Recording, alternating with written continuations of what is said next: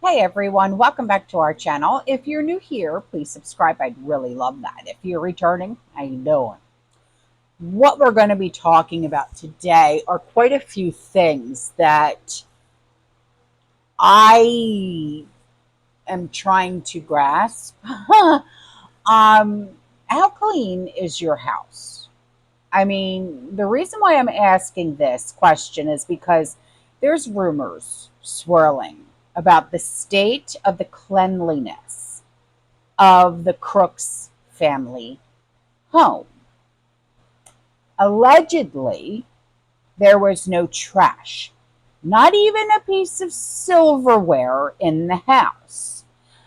And it was described as being extremely clean, like a medical lab. Yeah. So that's why I asked you, how clean is your house? Because mine looks and feels like it's lived in, you know? I'm just going to say it. Are you aware, sir, that many Americans believe this was very likely not a lone shooter, but a coordinated assassination attempt? Have you been getting those messages from people like I have? I have not, sir. You haven't? Well, there's a lot of people in this room that have been getting the same messages. Why do you think that is? Why do you think that a lot of Americans are like, this doesn't add up, this doesn't make sense, guys? How could this many things have gone wrong? Right? Like the things I pointed out, a 20-year-old kid, got 150 yards of the President of the United States with an AR-15, flew a drone to conduct site surveillance, was spotted with a rangefinder ranging targets, then lost, had advanced explosive devices on him with no military training. Nobody was placed in the most obvious spot to conduct counter-sniper operations. I was a sniper in the SEAL team's colonel. As soon as I got out of the SUV and I saw that that water tower, I was like, that's exactly where I'd be. Put me right there. So obvious. After partisan attempts to bankrupt him, imprison him for 750 years, and countless depictions as a modern-day Hitler, are you surprised, sir, that a lot of Americans are like, maybe there's more to this story? I wouldn't begin to speculate about what the American people think, sir. Colonel, did your team make entry and conduct investigation at the suspect's home prior to this shooting? Excuse me, sir? I've asked that question. Did your team make entry and conduct any investigation at the suspect's home? I believe we had people that participated in that securing of it. There were bomb assets that we provided. Mr. Chairman, can I have 30 more seconds? Yeah, I'm letting everybody come. Okay. On the night of. Since then, none. Did you get any reports from any of your agents of anything fishy at the home? I was briefed on. Was there any silverware found in the home or trash? I have nothing in the briefing that I was given, sir. Was it extremely clean, almost like a medical lab? Were you given any of those reports? I wasn't giving any of those details, sir. Okay, that's what I'm hearing. Interesting. So the next thing that we're going to be talking about is the State of the Union address that was on last night about 8 o'clock. No, I didn't watch it because I was with my grandkids. So Joe, he addressed the nation from the Oval Office, and only about 6,600 people tuned in to watch the most popular president in the U.S. history give his farewell speech. Yeah. My fellow Americans, so I've decided the best way forward is to pass the torch to a new generation. That's the best way to unite our nation.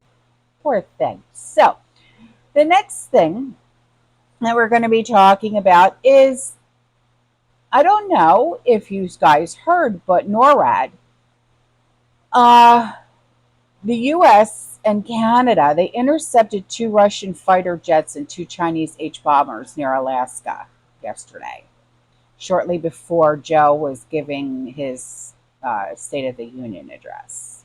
Yeah.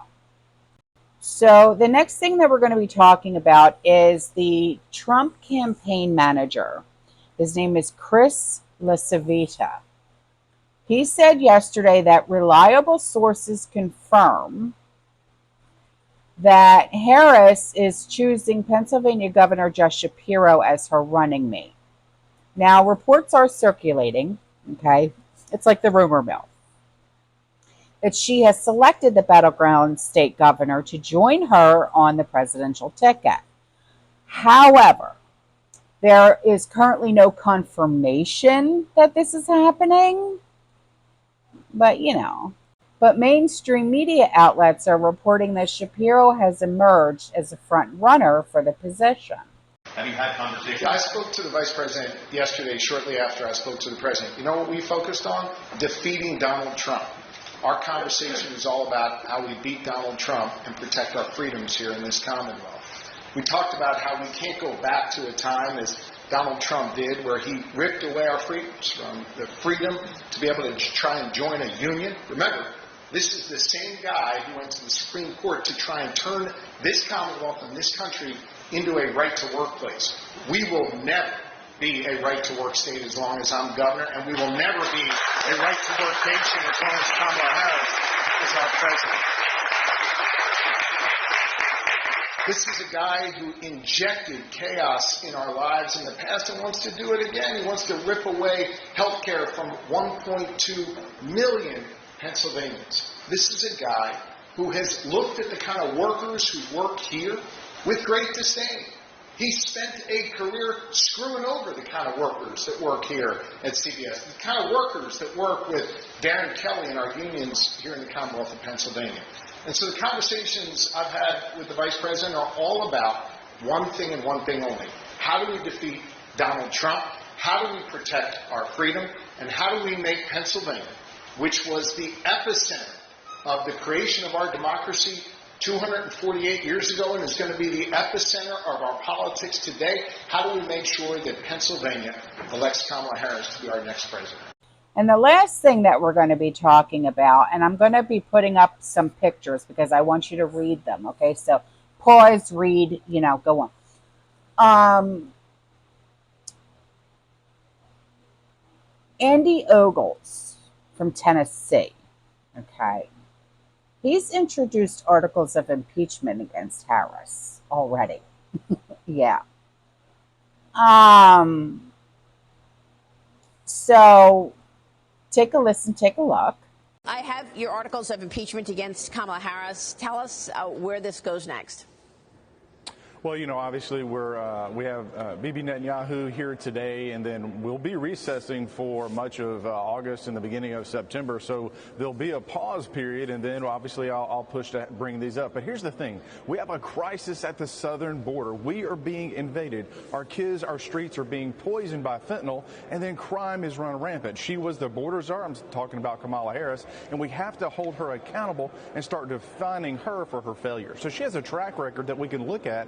It was an absolute disaster. This idea that she would lift up the middle class, she would bankrupt and destroy the middle class. This would be a wealth distribution like we've never seen before. And so, again, we've got to define her because the woke media is going to be complicit in trying to cover up her past in the same way they were complicit in covering up for Joe Biden. And so we can't sit back and just wait for them to do this. We've got to be aggressive. We've got to define the message as we go forward.